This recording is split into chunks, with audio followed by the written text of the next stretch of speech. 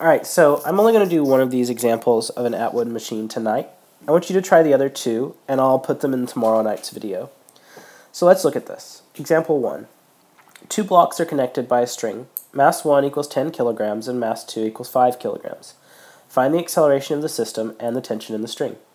Okay, so we're being asked to find forces, tension, and we know there's accelerations. Therefore, this is a net force problem. F net equals mass times acceleration. As usual, I need to know all the forces on each object, so let's draw a free body diagram. Box 1 has its weight and tension acting on it. Box 2 has its weight and tension acting on it. You might be tempted at this point to think, oh, well then I can find the tensions because I can find the weights. That is not correct. These boxes are not in equilibrium. They are accelerating. Therefore, this is not an up equals down, left equals right problem. Anytime something is accelerating, it is not in equilibrium. Remember that. Acceleration means no equilibrium. Okay, so let's do the net forces on each box. F net 1, and this is clearly in y. Both of them are in y, so we could label it like that. F net 1 y equals its mass times its acceleration in y. Now, we can use some intuition here and say, well, one of these boxes is going to fall down and one of them is going to go up. So the mass 1, according to this problem, is bigger. Therefore, I know it's going to be the one to pull the other one. So mass 1 will fall down, mass 2 will go up. So this is mass 1, and its acceleration is going to be negative because we know it's falling down. So its net force, it has tension pointing up, T, and weight pointing down, Fg1, equals, and we just said that mass 1 is going to fall down, so we're going to make its acceleration negative, negative m1a. And we already know the acceleration for both will be in y. They can't move left and right based on the diagram, based on the picture. So let's just call it y. Same thing for the other box. F net 2 in y equals mass times acceleration in y. Since this box is less massive and therefore has less weight, it's going to be the one that gets pulled up, and so its acceleration will be positive. Forces acting on it are tension and gravity equals mass 2 times acceleration. We know the accelerations are the same. Check, check. We know that the tensions are the same, and so we can use the fact that both of those things are the same to find either tension or acceleration. Okay, I'm just going to do this in the order the problem asks. It says find the acceleration first. I don't necessarily have to do that, but I'm just going to do it in the order it asks. So to find the acceleration, and now this is all algebra, we've done all the physics already, I'm going to eliminate the term tension by solving one of the equations for tension. Let's just pick the one here on the left. Therefore, tension equals Fg1 minus m1a.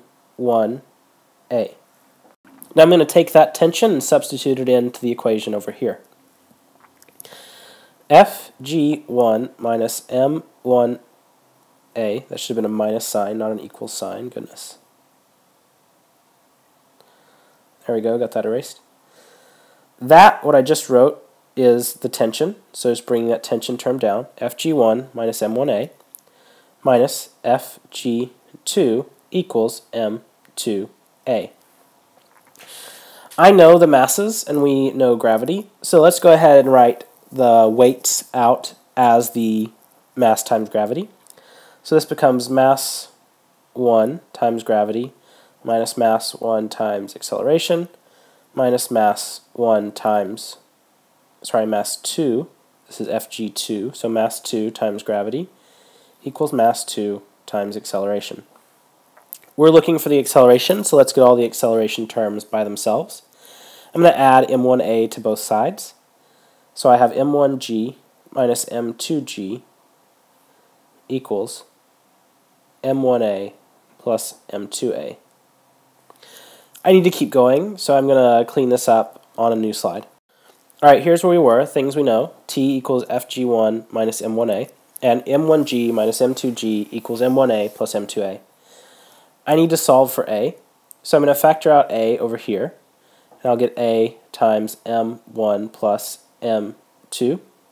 The other side stays the same, m1g minus m2g. Now if I solve this side for a, I'll divide by m1 plus m2.